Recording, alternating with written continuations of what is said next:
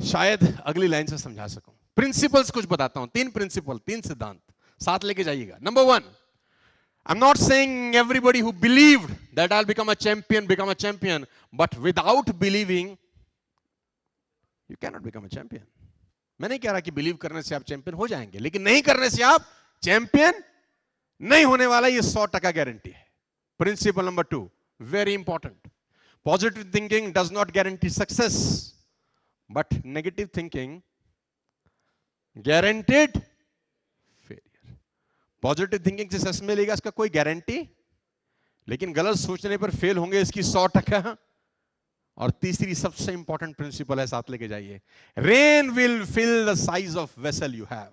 This is the most important principle of belief system, ladies and gentleman. Rain will fill the size of, बाहर बहुत बरसात हो रहा है, बहुत बारिश हो रहा है, धुआंधार बारिश हो रहा है, आपके हाथ में मग है, मग लेकर जाएंगे तो क्या भर के लौटेंगे वापस? बकेट लेके जाएंगे तो क्या भर के लौटेंगे? अगर स्पून लेके जाएंगे तो क्या भर के लौटेंगे? सवाल रेन का नहीं है, सवाल उस पात्र का है जो आपके हाथ में है, जिसको आप भरना चाहते हैं। तो ये थॉट प्रोसेस है कि आपको चाहिए क्या इस जिंदगी में। और मेरा ये कहना है कि जिंदगी देती नहीं है, हमेशा लौटाती है। वो उसी अनुपात में रिवर्ट करती है जो आपने उसको कभी ना कभी। Rain will fill the size of vessel you have, ladies and gentleman. बात समझ में आ रहा है तो बोलो हाँ, are you with me? Believe system से होता क्या है? मुझसे सारे पूछते हैं कि बिलीव हो गया आपको, हमको विश्वास हो गया कि विल रूल द वर्ल्ड, हमको विश्वास हो गया बिकम एन आईएएस ऑफिसर और अ डॉक्टर और इंजीनियर और अ चार्टर्ड अकाउंटेंट और to build a company of 1000 crore 2000 crore rupees. मैं ऐसी कंपनी में जाता हूं जिनका टर्नओवर 20,000 करोड़ रुपीस का है, तो मैं उनको बोलता हूं थिंक कि हम 30,000 करोड़ कैसे होंगे? तुम बोलो सर पागल हो आप, 5% ग्रोथ सोचते हैं, 10% ग्रोथ सोचते हैं, ये साला 50% ग्रोथ कौन सोचता है? तो मैंने बोला हम सोचते हैं। बोला ये कैसे पॉसिबल है? मैं उस आदमी से सीखा हूं जिसका नाम है एलन मस्क, दुनिया का सबसे रईस आदमी है, राइट, 1 नंबर का बदमाश है। उस आदमी का एक बड़ा जबरदस्त फिलॉसफी है। देखो, खराब लोगों से भी अच्छी चीजें सीखी जा सकती हैं, although he is a very big successful human being, Tesla, you know. तो एलन मस्क से किसी ने पूछा कि आपके सक्सेस का राज क्या है? उसने बोला मेरी सक्सेस का बड़ा सिंपल सा राज है कि मैं अपने 10 साल के गोल लिखता हूं कि मुझे अगले 10 साल में क्या करना है। हेलो, मैं अपने 10 साल के गोल लिखता हूं कि मुझे अगले 10 साल में क्या करना है, और फिर मैं सोचता हूं कि मैं इनको 1 साल में कैसा पूरा करूं। तो लोगों ने बोला आर यू मैड? उसने बोला यस आई एम मैड। क्योंकि अगर मैं 10 साल के गोल लिख रहा हूं और वही गोल दूसरा आदमी भी 10 साल के लिए लिख रहा है, वो 10 साल में ही करने का पूरा प्रयास कर रहा है और मैं 1 साल में करने का प्रयास कर रहा हूं, 100% मैं उससे कहीं आगे निकल जाऊंगा। फेल हो जाऊंगा ये मुझे भी पता है, लेकिन उससे 100% आगे निकल जाऊंगा ये मुझे पता है। तो मैं लोड ले रहा हूं अपने ऊपर, मैं कंफर्ट जोन में नहीं बैठना चाहता। तो जब मैं 20,000 करोड़ की कंपनी के पास जाता हूं तो मैं उनको बोलता हूं कि think how you become 30,000 crore rupees company. Thought process, दिमाग पे से एक्सरसाइज कराइए। शरीर की एक्सरसाइज तो रोज करते हैं जिम जाके 2 घंटा ना, अब दिमाग से एक्सरसाइज कराइए कि आपका ग्रोथ 10x कैसे हो सकता है अगले 3 महीने के अंदर, आपका ग्रोथ 20x कैसे हो सकता है अगले 3 महीने के अंदर, अगले 1 साल। तो बोलते हैं इस नेक्स्ट टू इम्पॉसिबल। मैं बोलता हूं हम फेल हो जाएंगे, इससे बुरा कुछ नहीं होगा। हेलो, किसी एक बहुत बड़े राइटर है जिनका नाम है लेस ब्राउन, का एक बड़ा अच्छा कोट आपको बताता हूं। उसने कहा इस दुनिया में ज्यादातर लोग इसलिए फेल हो जाते हैं क्योंकि वो छोटा टारगेट लेके अचीव कर लेते हैं। छोटे टारगेट लेकर अचीव करने से बेटर है कि बड़ा टारगेट लेके फेल हुआ जाए। इट्स वेरी इंपॉर्टेंट कि आप बड़ा टारगेट लें और फेल हो जाएं, बनस्पत इसके कि छोटा टारगेट लेके पास हो जाएं। आपने 10,000 करोड़ की कंपनी के बारे में सोचा और 50% भी पास हो गए तो 5,000 करोड़ होता है। आपने 100 ही करोड़ के बारे में सोचा और 100% भी पास हो गए तो 100 करोड़ ही होता। Hello, it's all about, come on, hello, thought process. Ladies and gentleman, rain will fill the size of vessel you have. तो सब मुझसे पूछते हैं कि बिलीफ सिस्टम से होता क्या है? बिलीफ सिस्टम की एक औलाद है। बिलीफ सिस्टम से एक बच्चा पैदा होता है, उस बच्चे का नाम है एटीट्यूड। कम ऑन, क्या नाम है?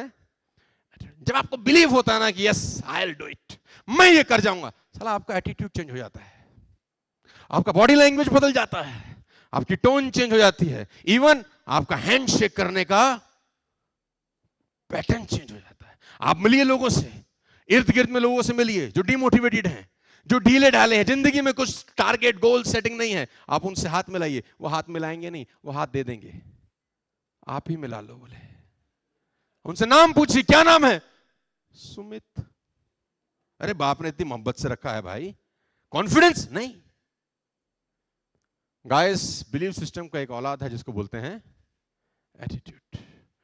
जैसे आपका बिलीव, हमारा बिलीव सिस्टम सेट हुआ 99 2000 के अंदर कि यस यार, हमारे पड़ोस में एक अंकल थे, वो चलाते थे मर्सिडीज बेंज।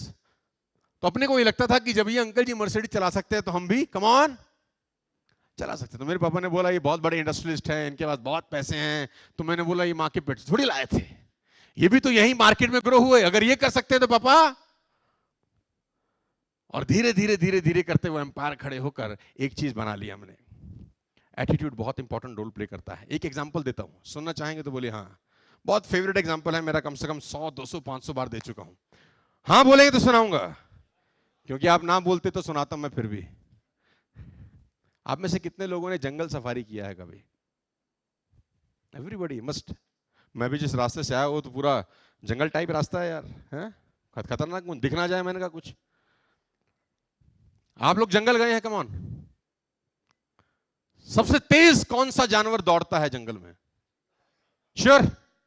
सबसे ऊंचा जानवर कौन सा होता है? Come on. जिराफ। बच्चे ने बताया, वाह। सबसे भारी जानवर कौन सा होता है? Come on. एलिफेंट। और क्लेवर जानवर कौन सा होता है? Are you sure? सबसे क्लेवर फॉक्स, सबसे तेज चीता, सबसे ऊंचा जिराफ और सबसे भारी एलिफेंट, हिप्पोपोटामस, कुछ भी आप बोल सकते हैं। अब मेरा अगला क्वेश्चन ये है, इन चारों में से जंगल का राजा कौन सा होता है? मैंने इन चारों में से पूछा।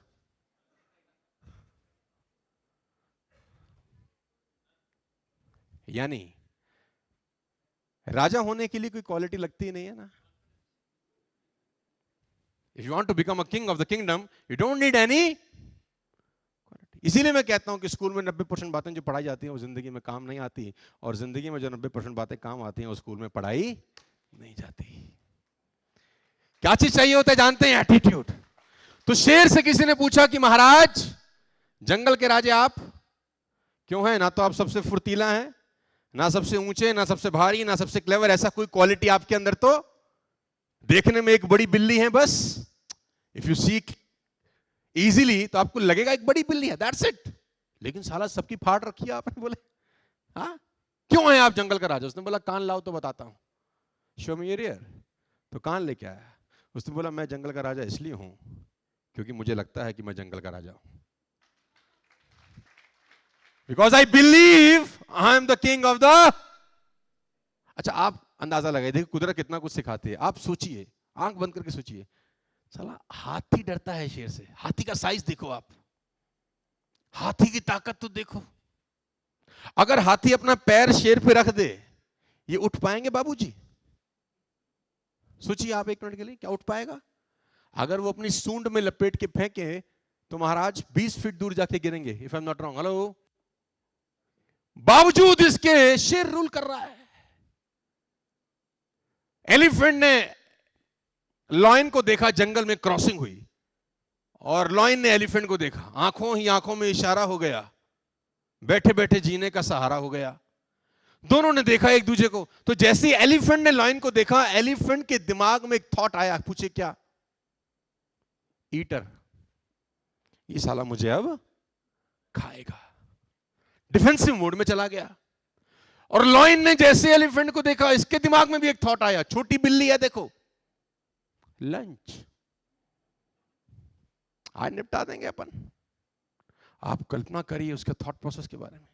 वो इतना सा जानवर, वो इतना बड़ा जानवर, वो इतना बड़ा जानवर डिफेंसिव मोड पे जा रहा है, वो इतना छोटा सा जानवर अटैकिंग मोड पे जा रहा है, just because of the attitude ladies and gentleman, just because of the belief system कि मैं जीत सकता हूं, मैं राजा हूं, ये राजा वाजा। It's all about the thought process. Are you getting me? Come on, are you getting me? Say loud and clear. बात समझ में आ रही है तो बोलिए हाँ। तो सारा का सारा खेल किस चीज का है जानते हैं? बिलीफ सिस्टम का। बिलीफ सिस्टम की एक औलाद है, उसका नाम है एटीट्यूड।